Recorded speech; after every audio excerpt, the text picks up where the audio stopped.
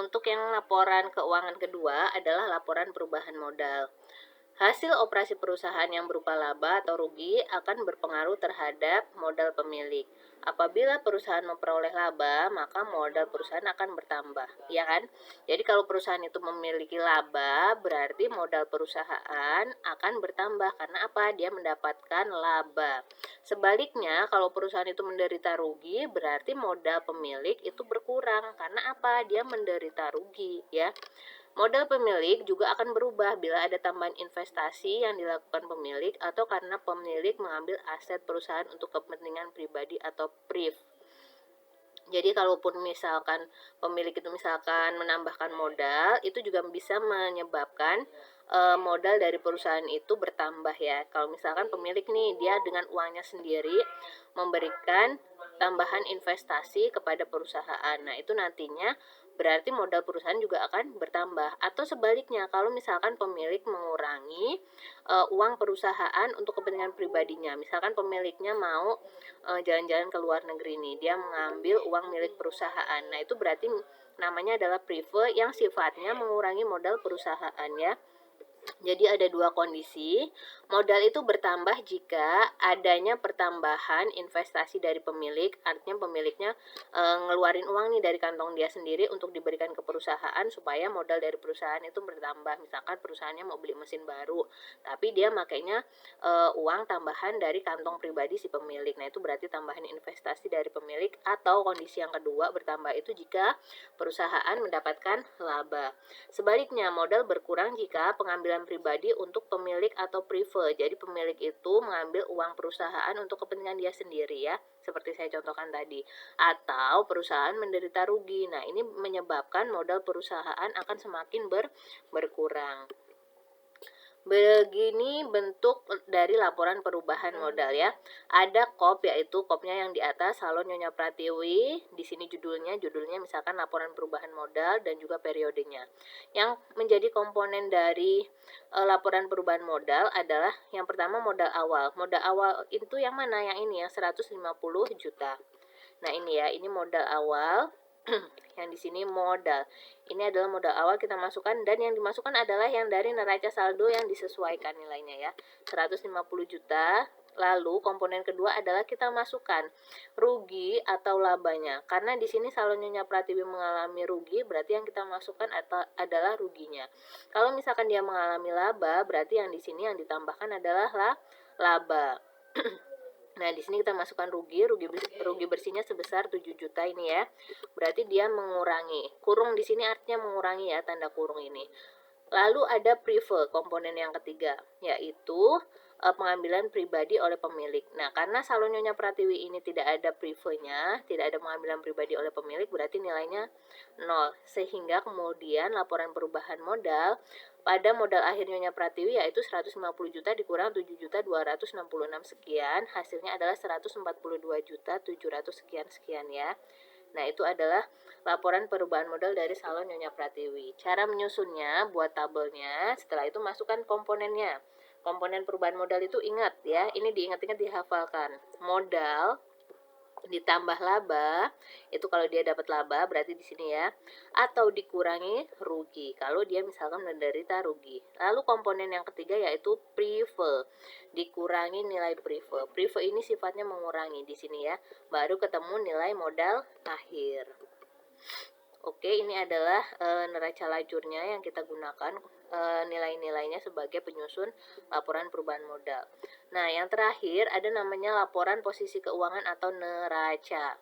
Neraca adalah suatu daftar yang menggambarkan aset atau harta kekayaan, kewajiban, dan modal yang dimiliki perusahaan pada suatu saat tertentu.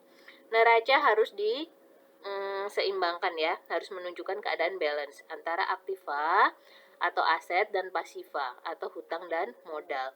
Nah, ini adalah persamaan neraca, di mana aktiva yang terdiri dari aset, kas, piutang, perlengkapan, peralatan, dan lain-lain sama dengan utang.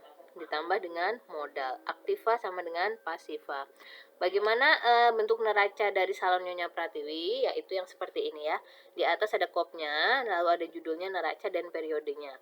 Di sebelah kolom sebelah kiri ini ada aset, dan kolom sebelah kanan adalah terdiri dari modal ditambah dengan kewajiban. Modal dengan kewajiban. Aset, kita pindahkan nilai-nilai aset ini apa saja sih? Yaitu, nih ya, aset adalah terdiri dari kas, sewa dibayar di muka, peralatan, perlengkapan, biaya utang ya. Pokoknya dia yang selain laporan laba rugi. Ya, itu masuk semuanya ke dalam aset. Kita masukkan. Dan di sini ada akumulasi penyusutan peralatan. Di sini akumulasi penyusutan peralatan masuknya ke kredit, tapi karena di sini neraca, jadi akumulasi penyusutan peralatan itu kita masukkan menjadi pengurang dari nilai peralatan. Artinya apa? Peralatan yang nilainya segini menjadi berkurang nilainya dengan nilai akumulasi penyusutan peralatan ya. Dia dipindah ke sebelah aktiva, berarti nilainya yang tadinya dikredit 166 menjadi pengurang, minus, dalam kurung ini berarti minus ya, minus 166. Sehingga dijumlahkan semuanya dikurang dengan akumulasi, totalnya adalah 173. Sementara di bagian pasiva yang terdiri dari kewajiban dan modal, kita masukkan semuanya jenis-jenisnya. Utangnya itu terdiri dari beberapa jenis utang, kita masukkan semua jenis utangnya. Ada utang, apa ini, utang bank, ada apalagi utang gaji dan upah pegawai ya, ada utang bunga. Nah, itu kita masukkan semua, yang kemudian totalnya segini ya, 30 juta ditambah dengan modal. Modalnya ini bukan modal mentah-mentah yang kita ambil dari neraca saldo setelah disesuaikan, melainkan modalnya ini kita ambil dari nilai laporan perubahan modal 142.733 sekian-sekian. Itu modal yang kita masukkan di di neraca, sehingga kemudian total utang ditambah modal adalah 173 sekian-sekian, yang itu balance dengan di sebelah kirinya, di sebelah asetnya. Jadi aktiva dan pasiva menunjukkan nilai yang balance. Ingat, laporan perubahan modal, modal yang di sana yang kita bawa adalah modal di neraca, bukan modal yang ada di neraca saldo setelah disesuaikan. Itu memang seperti itu siklusnya. Jadi kalau kita mau buat neraca, otomatis harus membuat dulu laporan perubahan modal, karena modalnya dari laporan perubahan modal. Sementara itu laporan perubahan modal bisa disusun ketika kita sudah tahu berapa laba atau rugi, sehingga harus tahu juga bagaimana sih laporan laba ruginya. Kemudian siklusnya itu berarti secara berurutan kita membuatnya laporan laba rugi dulu, laporan perubahan modal, baru bisa membuat neraca. Cara menyusun neraca yaitu buat tabel neraca, masukkan nilai aset, kas, piutang, peralatan, dan lain-lain yang ada di kolom NSSD. Penting untuk diingat bahwa akumulasi penyusutan peralatan masuk di aset, tapi sifatnya mengurangi nilai peralatan. Baru setelah itu totalkan seluruh nilai aset. Yang kedua yaitu masukkan nilai seluruh utang yang ada di kolom neraca saldo setelah disesuaikan ya. Ini di bagian pasifanya.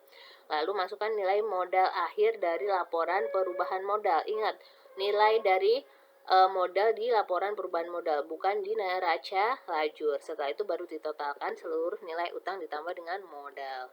Nah, itulah tadi penyusunan laporan keuangan. Ini lebih mudah prosesnya ya, sangat terbantu. Yang penting kita membuat neraca lajurnya itu sudah benar. Kalau membuat neraca lajurnya salah, nanti rawannya angka-angka yang kita masukkan ke dalam laporan keuangan juga salah. Itulah akhir dari perkuliahan kita hari ini mengenai laporan keuangan pada perusahaan jasa.